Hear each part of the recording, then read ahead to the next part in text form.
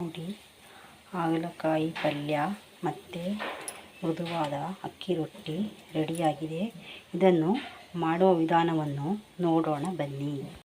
Hello hi ನಮಸ್ತೆ. ಇವತ್ತು ಒಂದು ಹಾಗಲಕಾಯಿ ಪಲ್ಯವನ್ನು ಮಾಡುವ ವಿಧಾನವನ್ನು ಹೇಳಿಕೊಡುತ್ತೇನೆ. ಹಾಗಲಕಾಯಿ ಅರ್ಧ kg, ಇದಕ್ಕೆ ತಕ್ಕಷ್ಟು ಗುಂಟೂರು ಬ್ಯಾಡಗಿ 10, ಕಡಲೆಬೀಜ 1 ಹಿಡಿ, ಎಳ್ಳು 1 ಸ್ಪೂನು, ಧನಿಯಾ ಪುಡಿ 1 ಸ್ಪೂನು, ಕೊಬ್ಬರಿ ತುರಿ ಸ್ವಲ್ಪ, ಜೀರಿಗೆ ಅರ್ಧ ಸ್ಪೂನು, ಮತ್ತು ಹುಣಸೆ ರಸ 1 ನಿಂಬೆಹಣ್ಣಿನ ಗಾತ್ರ, ಒಗ್ಗರಣೆಗೆ ಸಾಸಿವೆ, ಕಡಲೆಬೇಳೆ, ಉದ್ದಿನಬೇಳೆ, ಅರಿಶಿನ, ಕರಿಬೇವು, ಇಂಗು. ಇಷ್ಟು ಹಾಗಲಕಾಯಿ ಪಲ್ಯ ಮಾಡುವುದಕ್ಕೆ. ಮತ್ತು ಅಕ್ಕಿ ರೊಟ್ಟಿ ಮಾಡುವುದು ಹೇಳಿಕೊಡುತ್ತೇನೆ. ಒಂದು ಬೌಲ್ ಹಿಟ್ಟಿಗೆ ಅರ್ಧ ಬೌಲ್ ನೀರನ್ನು ಇಟ್ಟು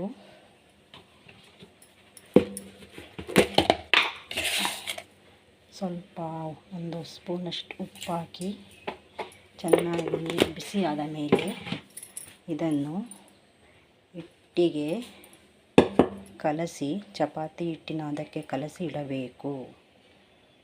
ಇಟ್ಟು ಆದ 10 ನಿಮಿಷಕ್ಕೆ ರೊಟ್ಟಿ ಮಾಡಬಹುದು. ಮೊದಲಿಗೆ ಗ್ಯಾಸ್ ಮೇಲೆ ಒಂದು ಪಾತ್ರೆ ಇಟ್ಟು ಒಂದು ಸ್ವಲ್ಪ ಎಣ್ಣೆ ಹಾಕಿ, ಎಣ್ಣೆ ಕಾದ ನಂತರ ಕಡಲೆ ಬೀಜ,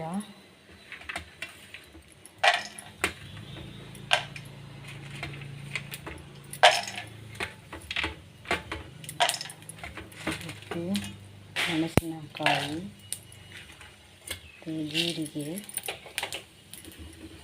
ಕೊಬ್ಬರಿ, ಎಳ್ಳು, ಧನಿಯಾ ಎಲ್ಲವನ್ನು ಹಾಕಿ ಚೆನ್ನಾಗಿ ಫ್ರೈ ಮಾಡಬೇಕು.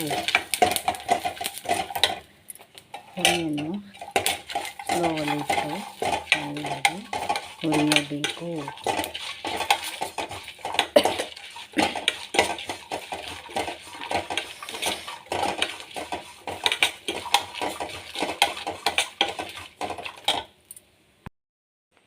ನೋಡಿ, ಇದು ಹುರಿದು ಆಗಿದೆ. ಇದು ತಣ್ಣಗಾಗಲು ಬಿಡೋಣ. ಮತ್ತು ಒಂದು ಪ್ಯಾನಿಗೆ ಎಣ್ಣೆ ಹಾಕಿ ಹಾಗಲಕಾಯಿಯನ್ನು ಹಾಕಿ ಚೆನ್ನಾಗಿ ಹುರಿಯೋಣ.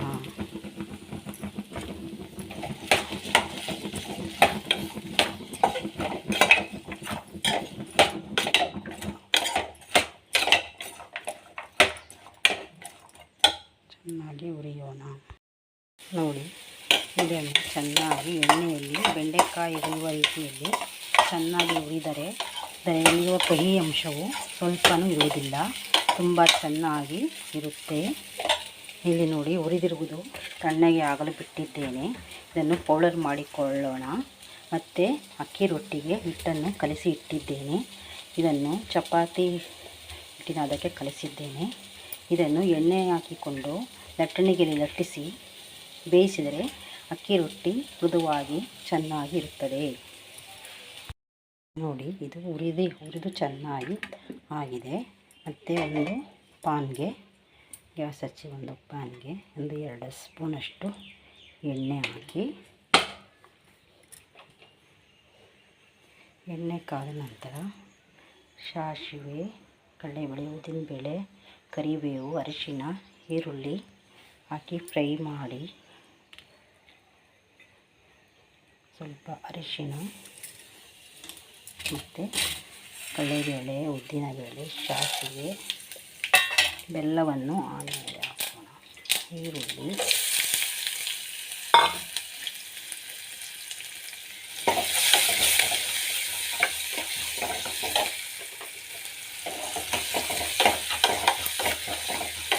ಎಲ್ಲವನ್ನು ಚೆನ್ನಾಗಿ ಫ್ರೈ ಆದ ಮೇಲೆ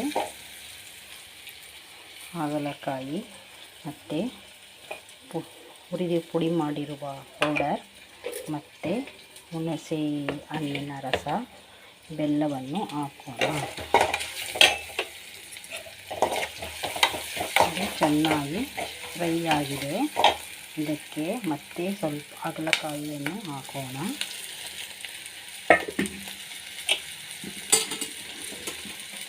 ಹಾಗಲಕಾಯಿ ಹಾಕೋಣ. ಚೆನ್ನಾಗಿ ಸ್ವಲ್ಪ ಎಣ್ಣೆಯಲ್ಲಿ ಹುರಿಯೋಣ.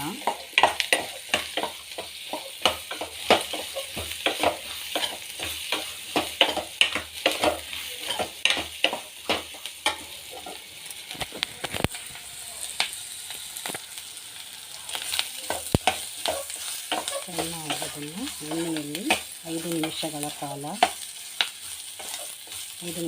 ಕಾಲ ಚೆನ್ನಾಗಿ ಹುರಿಯೋಣ.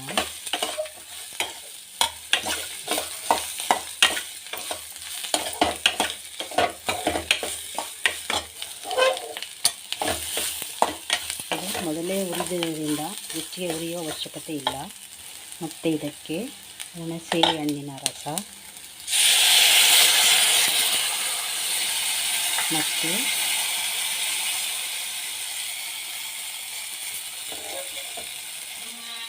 ಹುರಿದಿರುವ ಪೌಡರ್ ಮಿಶ್ರಣ ಹಾಕಿ ಚೆನ್ನಾಗಿ ಕೈಯಾಡಿಸಿ.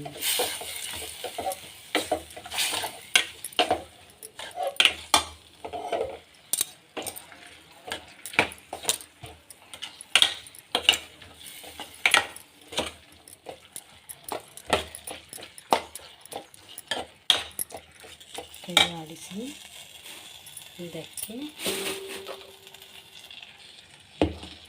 1 ಸ್ಪೂನಷ್ಟು ಉಪ್ಪು,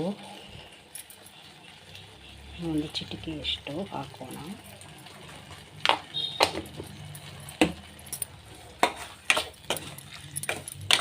ಚೆನ್ನಾಗಿ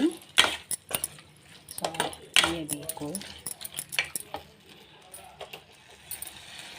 ನೋಡಿ, ಈ ರೀತಿ ಚೆನ್ನಾಗಿ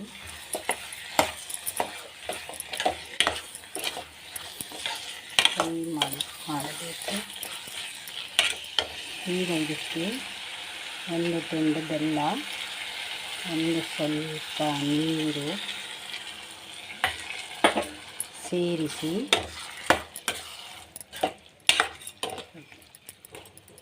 5-10 ನಿಮಿಷಗಳು ಬೇಯಲು ಬಿಟ್ಟರೆ ಹಾಗಲಕಾಯಿ ಪಲ್ಯ ರೆಡಿಯಾಗುತ್ತದೆ.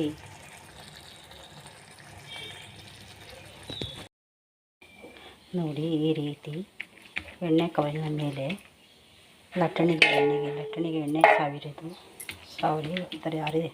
ಸಾರಿದರೆ ಈ ರೀತಿ ರೊಟ್ಟಿ ತಯಾರಾಗುತ್ತದೆ. ಚಪಾತಿ ಥರ ರೊಟ್ಟಿ ತಯಾರಾಗುತ್ತದೆ.